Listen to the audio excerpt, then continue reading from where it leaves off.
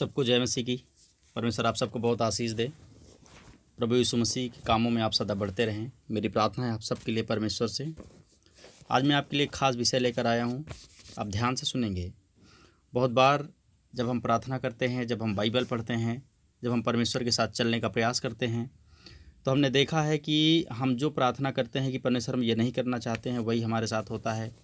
या बहुत बार हम बाइबल पढ़ते किसी ऐसी परीक्षा में पड़ जाते हैं, या क्रोध के शिकार हो जाते हैं, गुस्से का शिकार हो जाते हैं, या हम वो बात मुंह से बोल देते जो हमको नहीं बोलना चाहिए, या कभी कभी कोई समस्या, कोई प्रॉब्लम आ जाती है, फिर हम ये सोच में पड़ जाते हैं कि आखिर ये समस्या हमारे जीवन में क्यों आ गई है, ऐसा क्यों हो गया हमारे साथ, मैंने ऐसा क्यों बोल दिया, या उसने मेरे से ऐसे कैसे बात की। मतलब बहुत सारी चीज़ें हैं जो हम अपने माइंड में डिस्कशन करना शुरू कर देते हैं।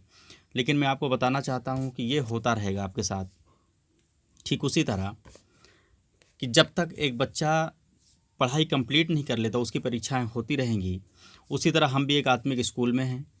हमारा ये आत्मिक स्कूल है जहाँ से हम आत्मा की बातें सीखते हैं, परमात्मा का ज्ञान सीखते हैं। तो हमारी परीक्षाएं इस तरह से होती रहेंगी। उस समय आपको टेंशन लेने की ज़रूरत नहीं है। आपके सामने जो परीक्षा आती है, आप गिर जाते हैं, फेल हो जाते हैं, तो आपको चिंता करने की ज़रूरत नहीं है। आपको उसमें बहुत ज़्यादा टेंशन लेने की ज़रूरत नहीं है कि ऐसा क्यों हो गया, या उसमें बहुत ज़्यादा आपको सोचने का ज़रूरत नहीं है कि आखिर मेरे साथ ऐसा क्यों हो गया है, ये परीक्षा क्यों आई, ये दुख क्यों आया, ये बीमारी क्यों आई है। मैं आपको बड़ी ख़ास बात बताता हूँ पवित्र आत्मा की अगुवाई में, जो कि पवित्र आत्मा ने मुझसे लिखवाया है। कुछ चीज़ें मैं आज आपके सामने रखना चाहता हूँ और उसको बड़े ध्यान से आप सुने, क्योंकि हम बहुत बार नहीं जानते हैं कि परमेश्वर की जो वचन है, परमेश्वर के वचन का क्या मतलब है। या बहुत बार हम ये नहीं जानते हैं कि जो हमारे साथ हो रहा है क्यों हो रहा है, या ऐसा क्यों आया है। तो उसी विषय में आज मैं आपको बताना चाहता हूँ।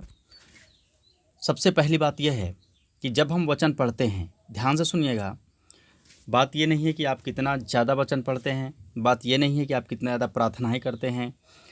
मेन बात यह है, बड़ी बात यह है कि आप कितना उन वचनों पर चलते हैं, कितना आप उन वचनों का पालन करते हैं। बात ये नहीं है कि हम बड़ी बड़ी प्रार्थनाएं करें या बहुत ज़्यादा वचन पढ़ें। बहुत ज़्यादा प्रार्थना करना या बहुत ज़्यादा बाइबल पढ़ना इस बात का प्रतीक नहीं है कि हम विश्वास में बने हैं। क्योंकि मैं आपको बताना चाहता हूँ कि कितना भी हम पढ़ लें, लेकिन जब तक हम उस पढ़े हुए को, जो हमने पढ़ा है, वो हम अपने अंदर अगर नहीं लिखेंगे, अपने अंदर उतारेंगे नहीं, तब तक समस्या बनी रहेगी। मैं आपको बताना चाहता हूँ कि जब हम वचन पढ़ते हैं तो कुछ दिन बाद हमारे सामने परीक्षा के लिए प्रभु की ओर से कोई ना कोई समस्या ज़रूर आएगी। प्रभु की ओर से कोई ना कोई समस्या ज़रूर आएगी, जो कि हमारे परख के लिए होगी, जिससे पता चल सके कि हम वचन में कितना मजबूत हुए हैं। अब परीक्षा में पता चलेगा कि हमने सिर्फ पढ़ा है या याद भी किया है। क्योंकि आपने देखा होगा कि पढ़ा भी दो तरीके से जाता है। एक बच्चे का अगर एग्ज़ाम है, अगर उसने ऊपर ऊपर पढ़ लिया या नॉर्मली तौर पर उसने अगर पढ़ लिया है, तो मुश्किल है कि कल जब परीक्षा में वो जाए तो जो प्रश्न उसके सामने आए उसको वो हल कर सके। कारण क्या है कि उसने पढ़ा है, उसको सिर्फ याद नहीं किया। उसने मन लगा के पढ़ाई नहीं की, उसने याद नहीं किया है, उसने अपने माइंड में सेट नहीं किया है। क्योंकि आपने देखा होगा कई बार कि जब हम पहले अपने स्कूल पीरियड में, जब हम स्टूडेंट लाइफ में थे, तो अगर कोई प्रश्न हमको याद करना होता था, तो कई बार एक प्रश्न को 2-2 दिन याद करने में समय चला जाता था। हम याद करते रहते थे, फिर भूलते थे, फिर याद करते रहते थे। पढ़ाई, अगर पढ़ना सिर्फ कहा जाए कि हाँ पढ़ना है, तो वो तो हम एक दिन में एक पूरी पुस्तक भी ख़त्म कर सकते हैं। लेकिन बात यह है कि पढ़ने से काम नहीं चलेगा, बल्कि जो हम पढ़ रहे हैं उसको हमें समझना बहुत ज़रूरी है, और उसको हमको अपने अंदर रखना बहुत ज़रूरी है। सबसे मेन पॉइंट ये है। तो सबसे बड़ी बात ये है कि परीक्षा में पता चलेगा कि हमने सिर्फ पढ़ा है या याद भी किया है। अगर हमने जो पढ़ा है वो याद रहेगा तो हम परीक्षा में सफल हो जाएंगे, और नहीं याद रहेगा तो गिर जाएंगे। बात बड़ी सीधी सी है। अब इसका मतलब ये है कि हमें वचन में मजबूत बनने की ज़रूरत है। जैसे बच्चा कितना उसने मन लगाकर पढ़ाई की है, ये बात पता चलेगा जब परीक्षा उसकी होगी। ये बात तब पता चलेगी कि कितना उसने पढ़ाई की है, कितने मन से उसने पढ़ाई की है, उसने क्या याद किया है। ये परीक्षा में पता चलेगा जब उसकी परीक्षा होगी। इसीलिए आपने देखा होगा स्कूल में बहुत बार त्रैमासिक परीक्षा होती है, अर्धवार्षिक परीक्षा होती है, वार्षिक परीक्षा होती है। कारण क्या है कि जो क्वार्टरली जो एग्ज़ाम होता है कि इन 3 महीनों में आपने कितना पढ़ाई किया है, वो आपका 3 महीने का रिजल्ट बताएगा। टेस्ट इसलिए लिया जाता है, एग्ज़ाम इसलिए किया जाता है कि इन 3 महीनों में आपने पढ़ाई की है या खिलवाड़ आपने किया है।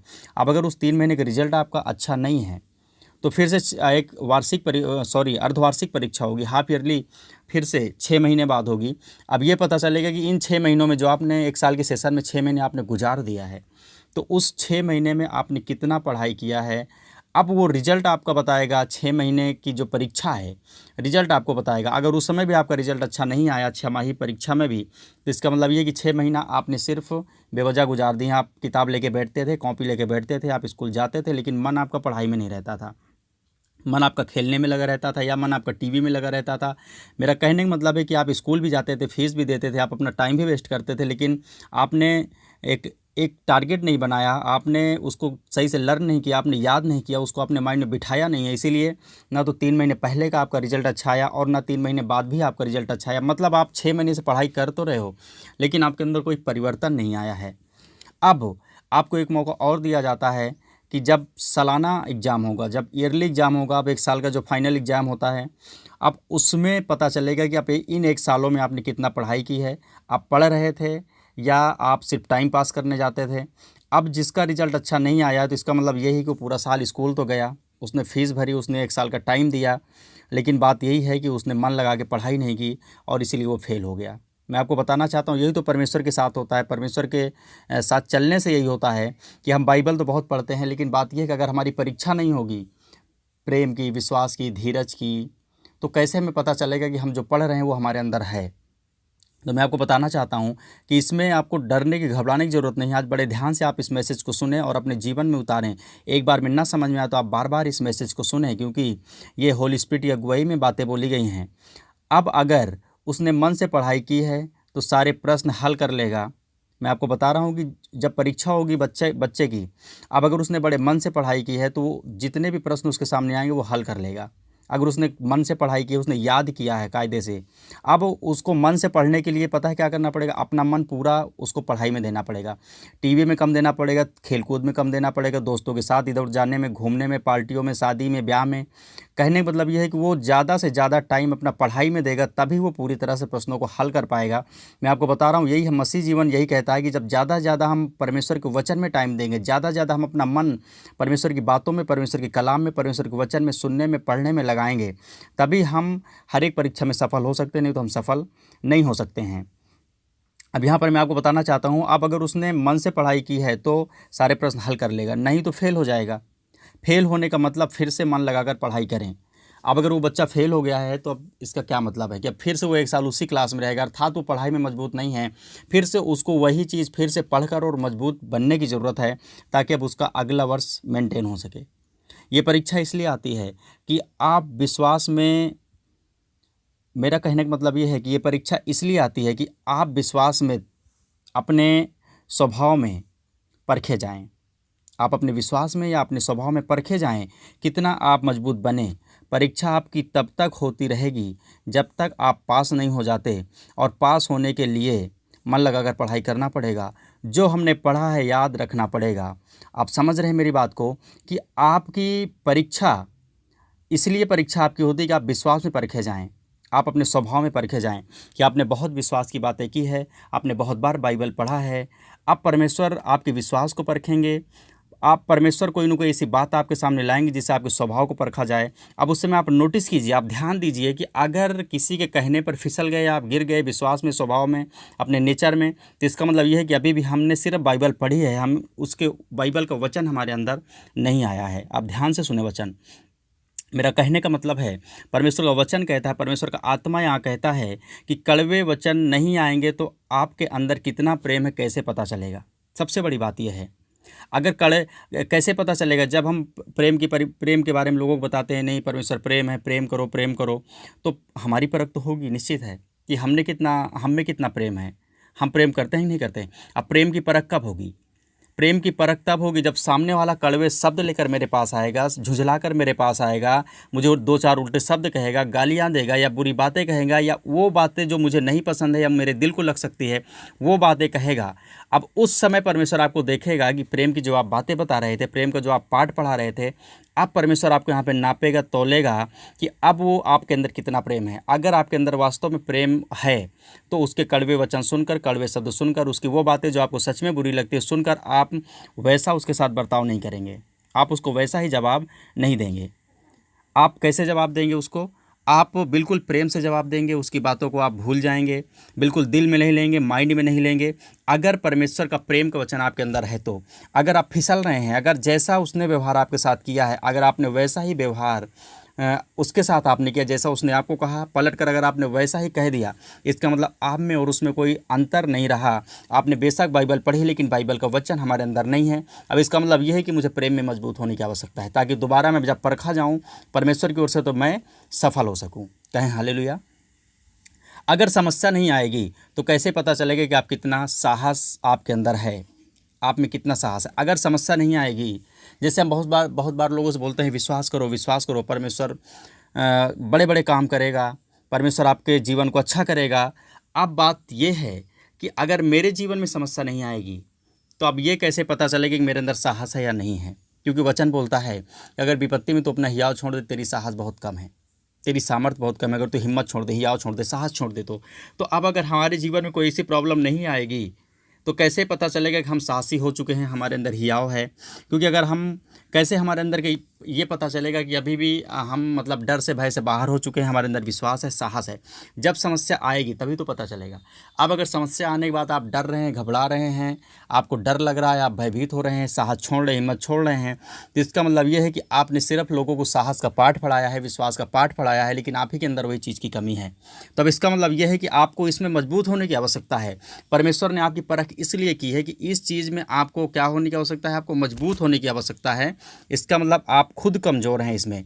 तो आपको अगर कोई बीमारी, कोई विपत्ति, कोई समस्या आपके सामने आ गई है तो आपको वहाँ पर क्या करना पड़ेगा? आपको वहाँ पर अपने आप को मतलब अगर डर लग रहा है, भय लग रहा है, साहस आपकी हिम्मत टूटे, तो इसका मतलब ये है कि जो परमेश्वर का वचन हमने हिम्मत के लिए, विश्वास के लिए, धीरज के लिए पढ़ा है वो हमने सिर्फ पढ़ा है, हमें याद नहीं। क्योंकि बात बड़ी साफ सी है कि अगर परमेश्वर का वचन हमें याद रहेगा तो हम गिरेंगे नहीं परीक्षा से। अगर बीमारी या कोई परेशानी नहीं आएगी तो कैसे पता चलेगा कि आप कितना विश्वास और कितना धीरज में मजबूत हुए हैं? अगर आप सामने वाले के व्यवहार से दुखी होते हैं या समस्या से घबराते हैं या डर रहे हैं तो इसका मतलब हम अभी भी कमज़ोर हैं। हमें और भी ज़्यादा प्रेयर में, वचन में बने रहने की ज़रूरत है, पढ़ने की ज़रूरत है, बल्कि पढ़ करके उसको अपने जीवन में उतारने की ज़रूरत है। हमें मजबूत बनने की ज़रूरत है, हमें परमेश्वर के वचनों को याद रखने की ज़रूरत है। मैं फिर आपको कह रहा हूँ कि अगर सामने वाले ने उल्टी सीधी बात बोली है, उसने जैसा हमसे कहा वैसा हमने कह दिया है, अगर जैसा उसने हमसे लड़ाई झगड़ा किया, जैसा उसने हमारे साथ व्यवहार किया, हमने वैसा कर दिया है, विपत्ति के समय, साहस के समय अगर मेरा विश्वास टूट रहा है, अगर समस्या के समय मेरा हियाव छूट रहा है, मैं खुद डॉक्टर के पास भाग रहा हूँ, खुद मैं दवाइयाँ लेने जा रहा हूँ, खुद मुझे अब विश्वास नहीं हो पा रहा है, तो इसका सीधा सा मतलब है कि परमेश्वर ने आपकी थोड़ी सी परख की और आप विश्वास में कमज़ोर निकले, धीरज में कमज़ोर निकले, प्रेम में कमज़ोर निकले, साहस में कमज़ोर निकले। अब इसका मतलब यह है कि आप परीक्षा में फेल हो गए हैं। अब फिर से आप तैयारी करें, आप वचन और ढंग से पढ़ें, मनन करें वचन में, ताकि आप अब जो आपकी अगली परीक्षा है उसमें आप तैयारी कर सको। ध्यान से सुनना, मैं फिर से रिपीट कर रहा हूँ। अगर वो बच्चा फाइनेंशियल एग्ज़ाम जो होगा, जो फाइनल एग्ज़ाम होगा, अगर उसमें भी फेल हो जाता है तब इसका मतलब ये है कि अब फिर से तुम तैयारी करो, फिर से आप उस सब्जेक्ट की तैयारी करो और एक साल फिर से आपको दिया जा रहा है, एक साल आप फिर से मन लगा के पढ़ो। और अगर अब जब आप शुरू करते हैं, पढ़ना शुरू करते हैं, तो जब आप पास हो जाते हैं तो फिर से अब आप अगली परीक्षा के लिए तैयार रहें, अगले लेवल में जाने के लिए तैयार हैं, क्योंकि जब परीक्षा आएगी तभी आपका प्रमोशन होगा, और जब प्रमोशन होगा तभी आप आगे बढ़ोगे। तो मेरा कहने का मतलब है कि अगर चाहे वो संसारिक हो, चाहे आत्मिक हो, अगर हमारी परीक्षा नहीं आएगी तो हमारी उन्नति नहीं होगी। और वहाँ पर जैसे एक टीचर होता है स्कूल में आपकी परीक्षा लेने के लिए, तो यहाँ पर टीचर हमारा पवित्र आत्मा है। पवित्र आत्मा हमें परखेगा विश्वास में, प्रेम में। बहुत बार आप जो प्रार्थना करके आओगे, परमेश्वर में झगड़ा किसी से नहीं करना चाहती या किसी से नहीं करना चाहता, तो आप देखेंगे कि तुरंत वही हो जाता है। कुछ दिन तक आप देखते हैं कि आपने किसी से झगड़ा नहीं किया, आपने कोई कड़वी बात नहीं बोली है, तो फिर आपकी परख हो जाती है। तो ये क्यों होता है पता है? क्योंकि सामने वाला प्रेम आपको दे रहा है तो आप भी प्रेम दे रहे हो। लेकिन बात यह है, सामने वाला आपसे अच्छे से पेश आ रहा हो तो आप भी अच्छे से पेश आ रहे हो, लेकिन अब परीक्षा आपकी परख कब होगी कि आप कितना प्रेम है, जब सामने वाला उल्टी बात बोलेगा और आप उसको कैसा जवाब देते हो। तो यहाँ पर आपको सतर्क रहने की ज़रूरत है, परमेश्वर के वचन को याद रखने की ज़रूरत है। अगर विपत्ति में साथ छोड़ रहा हूँ, अगर मेरा विश्वास टूट रहा है, अगर सामने वाले के व्यवहार से मुझे दुख हो रहा है, या जैसा उसने मेरे साथ किया वैसा मैं कर रहा हूँ, या उसके कड़वे शब्द का जवाब मैं कड़वाहट से दे रहा हूँ, तो मैंने सिर्फ बाइबल पढ़ी है, अपने जीवन में उतारी नहीं है।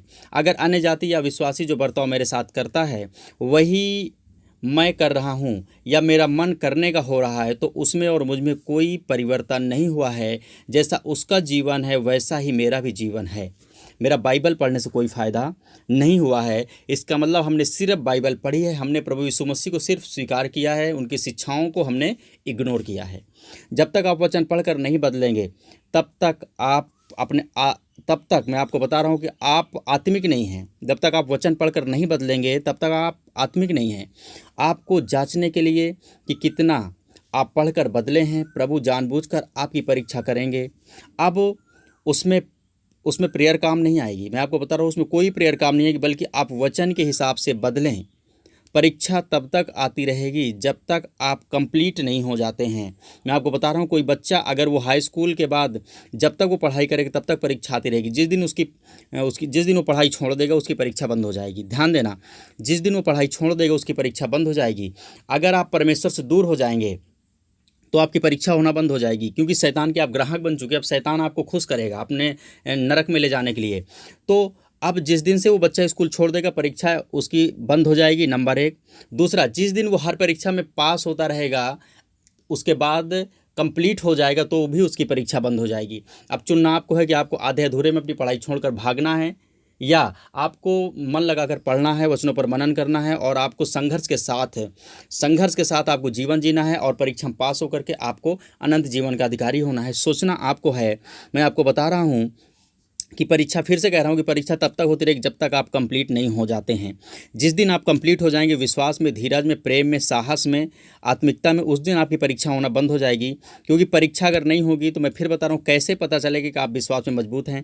कैसे बीमारी अगर नहीं आएगी तो कैसे पता चलेगा आप विश्वास में मजबूत हैं। अगर समस्या 2, 4, 10 दिन कंटिन्यू नहीं आएगी तो कैसे पता चलेगा आपके अंदर धीरज बढ़ा है कि नहीं बढ़ा है, विश्वास बढ़ा है कि नहीं बढ़ा है। अगर कोई ना कोई कड़वी बात नहीं आएगी कैसे पता चलेगा कि आपके अंदर प्रेम का बीज उत्पन्न हुआ है कि नहीं हुआ है। ये सिर्फ हमने मुँह से कहा है, होठों से कहा है, हमारे अंदर ये चीज़ नहीं है।